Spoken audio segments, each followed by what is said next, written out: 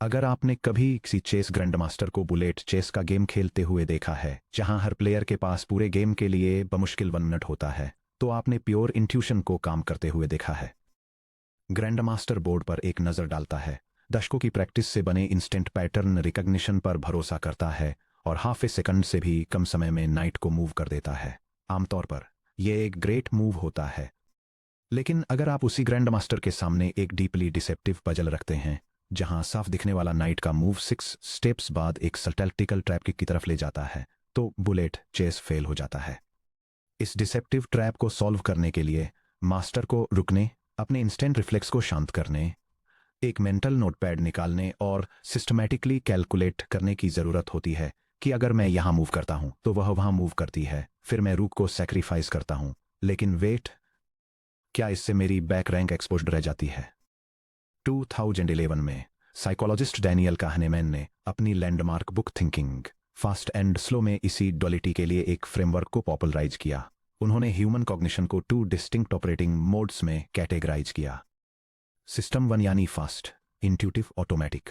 यह बिना किसी कॉन्शियस कंट्रोल के या बहुत कम एफर्ट के साथ काम करता है।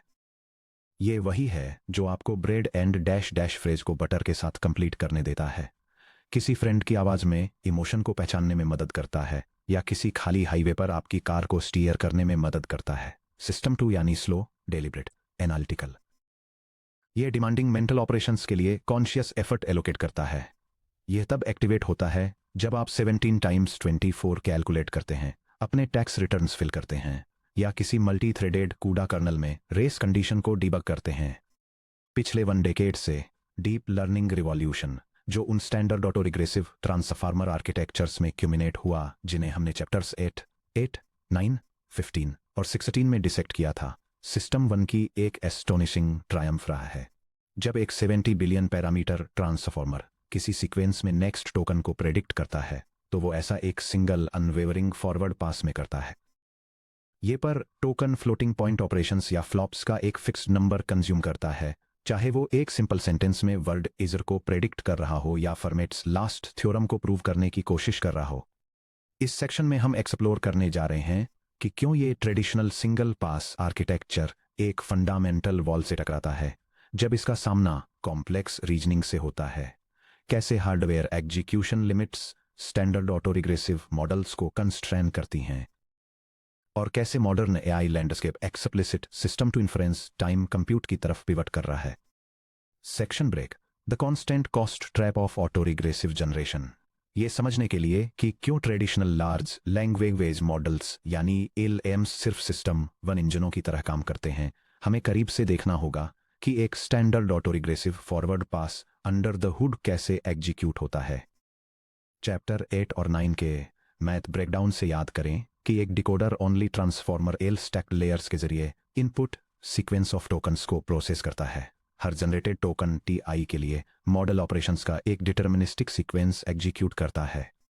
इनपुट एम्बेडिंग और पोजिशनल एनकोडिंग यानी टोकन टी को वेक्टर स्पेस डी मॉडल में प्रोजेक्ट करना। मल्टी हेड सेल्फ अटेंशन यानी सभी हेड्स में क्वेरी की और वैल्यू प्रोजेक्शंस को कंप्यूट करना।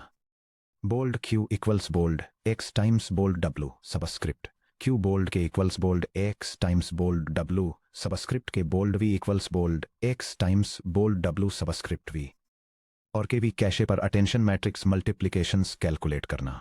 Feed forward network F N N या एमएलपी लेयर्स यानी हिडन स्टेट को नॉन लीनियर एक्सपेंशंस से पास करना। For example hidden dimension D F N के साथ स्विग्लू लेयर्स। फाइनल नॉर्म और एलएम हेड प्रोजेक्शन यानी फाइनल हिडन वेक्टर को वापस वोकेबुलरी डायमेंशन वी पर मैप करना ताकि एक सिंगल टोकन को सैंपल किया जा सके। क्या आपने इस प्रोसेस के बारे में कुछ हैरान करने वाली बात नोटिस की? पर टोकन कंप्यूटेशनल कॉस्ट पूरी तरह से फिक्स्ड है। अगर एन मॉडल का पैरामीटर काउंट है तो standard auto regressive forward passes के दौरान 1 टोकन जनरेट करने में रफली 2 एन फ्लॉप्स पर टोकन कॉस्ट आती है। ब्रैकेट स्टार्ट एक मोमेंट के लिए सीक्वेंस लेंथ के रिलेटिव अटेंशन के क्वाड्रेटिक एक्सपेंशन को इग्नोर करते हुए ब्रैकेट क्लोज। सोचिए कि एक कॉग्निटिव और एल्गोरिदमिक स्टैंड पॉइंट से इसका क्या मतलब है। यह diagram standard artificial intelligence models में फिक्स्ड कंप्यूटेशन के कॉन्सेप्ट को डेमोन्स्ट्रेट करता है, जो दिखाता है कि एक सिंपल अरिथमेटिक क्वेश्चन और एक हाईली कॉम्प्लेक्स मैथमेटिकल प्रूफ दोनों को एग्जीक्यूशन के दौरान बिल्कुल same amount of processing power मिलती है। चाहे मॉडल एक ट्रिवियल स्पेस कैरेक्टर आउटपुट कर रहा हो या एक कॉमन नाउन या फिर किसी लॉजिक पजल का सबसे इंपॉर्टेंट स्टेप, ये बिल्कुल सेम कंप्यूटेशनल बजट स्पेंड करता है। जब आप किसी इंसान से पूछते हैं कि 2+2 क्या होता है, तो सिस्टम 1 तुरंत रिस्पॉन्ड करता है 4। आप पेपर नहीं उठाते। लेकिन अगर कोई आपसे पूछे कि अगर 5 वर्कर्स 5 डेज में 5 शेड्स बनाते हैं, तो 100 वर्कर्स को 100 शेड्स बनाने में कितने दिन लगेंगे, तो आपका सिस्टम 1 रिफ्लेक्स तुरंत 100 या 5 बोलना चाहेगा। सही आंसर पाने के लिए आपके ब्रेन को पॉज लेना होगा, इमीडिएट पैटर्न मैचिंग को दबाना होगा, वर्कर डे रेट को रिकैलकुलेट करना होगा और मैथ को वेरीफाई करना होगा। स्टैंडर्ड ट्रांसफॉर्मर्स फॉरवर्ड पास के बीच में पॉज नहीं ले सकते। वे किसी हार्ड टोकन पर हिडन लेयर के 50 एक्स्ट्रा इटरेशंस रन करने का डिसीजन नहीं ले सकते, जबकि किसी इजी टोकन पर सिर्फ 1 लेयर ही रन हो रही हो। Neural circuit depth compile time पर ही नेटवर्क आर्किटेक्चर में हार्ड कोडेड होती है। मॉडल पिछले टोकन का हिडन स्टेट रिसीव करने के कुछ ही मिलीसेकंड्स के अंदर टोकन चॉइस के लिए कमिट करने को मजबूर होता है। सेक्शन ब्रेक हार्डवेयर एग्जीक्यूशन और the roofline bound on intuition chapter 19 और 21 में हमने जीपीयू एग्जीक्यूशन मैकेनिक्स को एनालाइज करने में काफ़ी समय बिताया, जिसमें रूफलाइन मॉडल, अरिथमेटिक इंटेंसिटी और मेमोरी बैंडविड्थ बॉटलनेक्स पर फोकस किया गया था। चलिए उन लो लेवल जीपीयू रियलिटीज़ को high level model reasoning limits से कनेक्ट करते हैं। बैच साइज भी इक्वल टू 1 के साथ ऑटो रिग्रेसिव जनरेशन के दौरान ब्रैकेट स्टार्ट एक typical latency sensitive user session bracket close. Memory bandwidth bound का मतलब है कि जीपीयू को सिर्फ एक सिंगल टोकन का फॉरवर्ड पास कंप्यूट करने के लिए हाई बैंडविड्थ मेमोरी यानी एचबीएम से हर एक सिंगल पैरामीटर वेट को एसरैम या टेंसर को रजिस्टर्स में रीड करना पड़ता है। अरिथमेटिक इंटेंसिटी यानी रीड किए गए बाइट्स के मुकाबले फ्लॉप्स का रेशियो बहुत ही कम होता है। GPU fundamentally memory bandwidth bound होता है, जो कंप्यूट यूनिट्स के बजाय मेमोरी बसेस का वेट करता रहता है। एक memory bandwidth bound system 1 model को बेहतर तरीके से रीजन करने के लिए मजबूर करने का ट्रेडिशनल ब्रूट फोर्स सॉल्यूशन सिर्फ मॉडल साइज को स्केल करना था। उदाहरण के लिए एक 7B मॉडल से 7TB या 100B मॉडल पर जाना। हालांकि पैरामीटर काउंट को स्केल करने से वर्ल्ड नॉलेज और इन्यूशन तो बढ़ता है, जिससे मॉडल का सिस्टम 1 पैटर्न मैचिंग ज्यादा कॉम्प्लेक्स एब्स्ट्रैक्शंस को मेमोराइज कर पाता है। लेकिन इसके गंभीर हार्डवेयर पेनल्टीज भी होते हैं। प्रोपोर्शनल मेमोरी और लेटेंसी कॉस्ट्स, यानी एक 700B मॉडल को वेट स्ट्रीम करने के लिए 70B मॉडल के मुकाबले 10 टाइम्स ज्यादा मेमोरी बैंडविड्थ लगती है, जिससे पर टोकन जनरेशन का टाइम लीनियरली स्लो हो जाता है। इनफ्लेक्सिबल कंप्यूट एलोकेशन, यानी अब हर एक टोकन को प्रोड्यूस करने में, चाहे वह कोई पंक्चुएशन हो या किसी मैथमेटिकल प्रूफ का कोई क्रिटिकल स्टेप, 10 टाइम्स ज्यादा मेमोरी बैंडविड्थ खर्च होती है। डेप्थ बाउंडेडनेस, यानी डेप्थ एल वाला एक ट्रांसफार्मर लेयर स्टैक एक बाउंडेड डेप्थ सर्किट होता है। जैसा कि कंप्यूटर साइंटिस्ट्स ने थ्योरेटिकली दिखाया है, bounded depth feed forward circuits multiple tokens या इटरेशंस में स्टेप्स को अनरोल किए बिना एक सिंगल पास में डायनेमिक प्रोग्रामिंग या ग्राफ ट्रैवर्सल जैसे आर्बिट्रेरी एल्गोरिदमिक लूप्स को इवैल्यूएट नहीं कर सकते। अगर किसी ऑटोरिग्रेसिव मॉडल को एक सिंगल स्टेप में किसी कॉम्प्लेक्स प्रॉब्लम का आंसर देने के लिए मजबूर किया जाता है, या बिना अपने थॉट्स को रफ करने, बैक अटैक करने या अल्टरनेटिव ब्रांचेस को सर्च करने का मौका दिए तुरंत वर्ड्स के एक सीक्वेंस को कमिट करने के लिए कहा जाता है, तो इसे अपने फिक्स लेयर स्टैक के अंदर सभी इंटरमीडिएट रीजनिंग स्टेप्स को कंटिन्यूअस वेक्टर रिप्रेजेंटेशंस में कंप्रेस करना होगा। अगर रीजनिंग ग्राफ की डेप्थ नेटवर्क की लेयर्स की इफेक्टिव कैपेसिटी से ज्यादा हो जाती है, तो मॉडल हेलुसिनेट करता है या फेल हो जाता है। यह डायग्राम सिंगल पास जनरेशन के लिए रूफलाइन मॉडल को इलस्ट्रेट करता है और दिखाता है कि परफॉर्मेंस कैसे कंस्ट्रेंड होती है। यह टेराफ्लॉप्स में अचीव्ड परफॉर्मेंस को फ्लोटिंग पॉइंट ऑपरेशंस पर बाइट के टर्म्स में अरिथमेटिक इंटेंसिटी के अगेंस्ट प्लॉट करता है। ये विजुअल 2 प्राइमरी लिमिटिंग फैक्टर्स को हाईलाइट करता है, जो है मेमोरी बैंडविड्थ वॉल, पर्टिकुलरली 1 के बैच साइज पर, और पीक कंप्यूट सीलिंग। इस रियलाइजेशन ने कि single pass autoregressive generation memory limits और रिजिड कंप्यूटेशनल डेप्थ से बाउंडेड है, मॉडर्न एआई आर्किटेक्चर में करंट पैराडाइम शिफ्ट को स्पार्क किया है, जो है dynamic test time compute system two AI. Section break, the paradigm shift, dynamic inference time compute. Harder problems को सॉल्व करने के लिए मॉडल वेट्स को बड़ा बनाने के बजाय क्या हो अगर हम मॉडल वेट्स को फिक्स रखें या फिर एक स्मॉलर फास्टर मॉडल का यूज करें। और डिफ़िकल्ट प्रॉब्लम्स को फेस करते समय नेटवर्क को इन्फ्रेंस के दौरान ज़्यादा कंप्यूट टाइम स्पेंड करने की परमिशन दें। यह सिस्टम 2 आर्टिफिशियल इंटेलिजेंस का एसेंस है। एक सिस्टम 2 आर्किटेक्चर में जनरेशन प्रोसेस 2 डिस्टिंक्ट फेजेस में स्प्लिट हो जाता है। द थिंकिंग या reasoning phase, internal test time search. User को फाइनल आंसर रिटर्न करने से पहले सिस्टम को इंटरमीडिएट टोकन्स जनरेट करने, ट्री पाथ्स को एक्सप्लोर करने, कॉन्स्ट्रेंट्स चेक करने, कैंडिडेट हाइपोथेसिस को इवैल्यूएट करने और मिस्टेक्स को करेक्ट करने की परमिशन होती है। The output phase, response delivery. एक बार जब थॉट चेन एक वेरीफाइड पाथ पर सेटल हो जाती है तो मॉडल यूजर इंटरफेस पर फाइनल सॉल्यूशन को समराइज या एमिट करता है। यह डायग्राम एक कॉम्प्लेक्स पजल को सॉल्व करते समय सिस्टम 2 रीजनिंग लूप के वर्कफ्लो को दिखाता है। यह एक इनिशियल कैंडिडेट थॉट से स्टार्ट होता है जो सेल्फ वेरीफाइड होता है और एक कॉन्ट्रडिक्शन के कारण रिजेक्ट हो जाता है। इसके बाद सिस्टम एक सेकंड कैंडिडेट थॉट जनरेट करने के लिए बैक ट्रैक करता है जो एक लॉजिकल मैच के रूप में वेरीफाई हो जाता है। Finally system final answer produce करने के लिए वेरीफाइड चेन ऑफ रीजनिंग को समराइज करता है। कंप्यूटेशनल एसिमेट्री और test time allocation.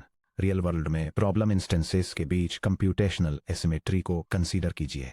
Instance A translate करें hello how are you Spanish में।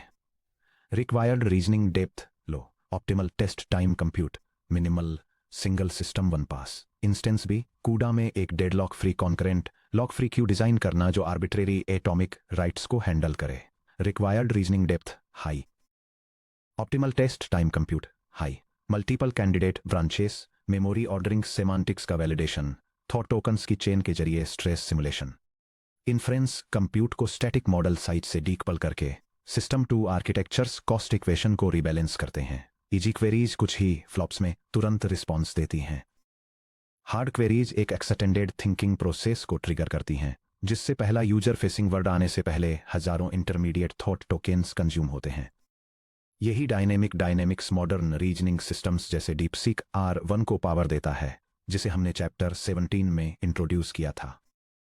स्पेशलाइज्ड रीइंफोर्समेंट लर्निंग एल्गोरिथम्स जैसे group relative policy optimization GRPO, जिसे प्रोसेस रिवॉर्ड मॉडल्स PRMs या rule based verifiers के साथ पेयर किया गया है, के जरिए मॉडल्स इंटरमीडिएट इक्वेशंस को वेरीफाई करने, अपनी खुद की लॉजिकल स्लिप्स को पकड़ने और जनरेशन के बीच में अपनी स्ट्रेटेजीज को बदलने के लिए इंटरनल थॉट टोकन्स को एलोकेट करना सीखते हैं। सेक्शन ब्रेक, कोड में सिस्टम 1 वर्सेस सिस्टम 2 को सिमुलेट करना। इन एब्स्ट्रैक्ट आइडियाज को प्रैक्टिकल इंट्यूशन में बदलने के लिए चलिए एक simple self content Python script लिखते हैं।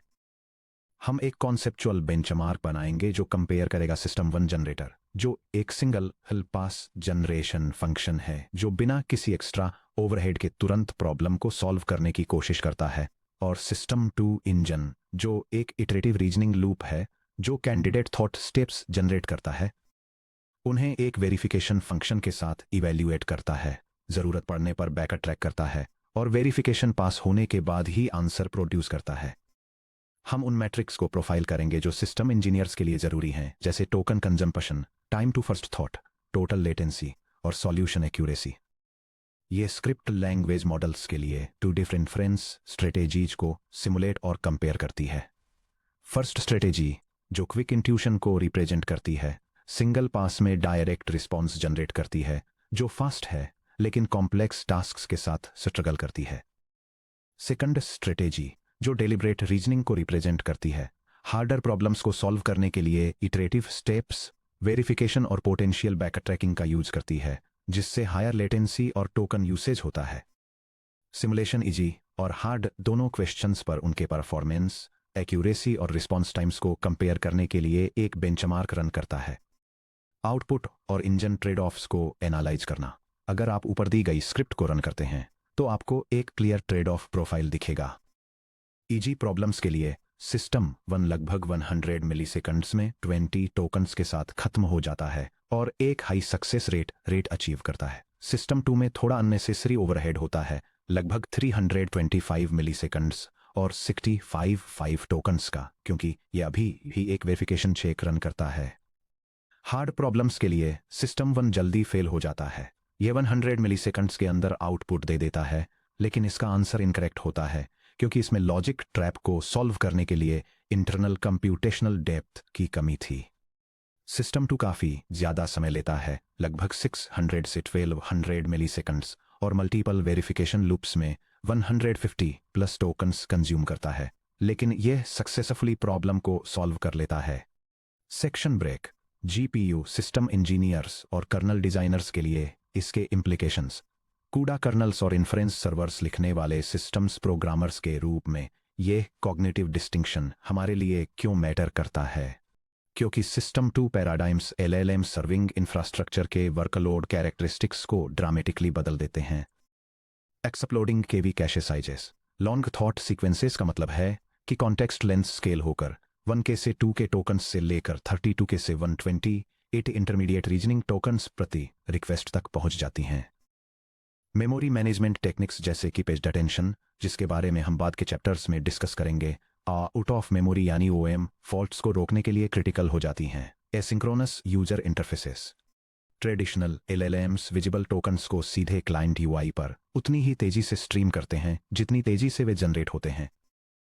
सिस्टम 2 आर्किटेक्चर्स को यूजर को इन्फॉर्म रखते हुए इंटरनल थिंकिंग ट्रेसेज को एक हिडन ड्रॉर में स्ट्रीम करना चाहिए, जिससे एक्चुअल आंसर टोकन का एमिशन डिले हो जाता है और time to first answer token बढ़ जाता है, भले ही time to first thought token fast रहता है। Dynamic batching bottlenecks. रिक्वेस्ट्स अब प्रेडिक्टेबल सीक्वेंस लेंथ्स में फिनिश नहीं होती हैं। एक जीपीयू बैच में एक रिक्वेस्ट अपनी रीजनिंग को 50 टोकन्स में खत्म कर सकती है, जबकि उसी जीपीयू पर दूसरी रिक्वेस्ट 3000 टोकन्स के लिए वेरिफिकेशन सर्च के जरिए लूप कर सकती है। यह कूड़ा थ्रेड ब्लॉक्स में गंभीर लोड इम्बैलेंस क्रिएट करता है अगर आपका सर्विंग इंजन कंटिन्यूअस यानी इन फ्लाइट बैचिंग को सपोर्ट नहीं करता है। जैसे जैसे हम इस बुक के बाकी हिस्से में आगे बढ़ेंगे, इस डुअलिटी को ध्यान में रखिएगा। ऑप्टिमाइजेशन सिर्फ individual matrix multiplication AMM colonel's को फास्टर रन कराने के बारे में नहीं है, बल्कि यह ऐसे सिस्टम हार्डवेयर आर्किटेक्चर्स बनाने के बारे में है जो कंप्यूट को फ्लेक्सिबली और डायनामिकली अप या डाउन स्केल करने में कैपेबल हों। इस बात पर डिपेंड करते हुए कि एआई इंट्यूटिव सिस्टम 1 मोड में ऑपरेट कर रहा है या डेलिब्रेट सिस्टम 2 मोड में।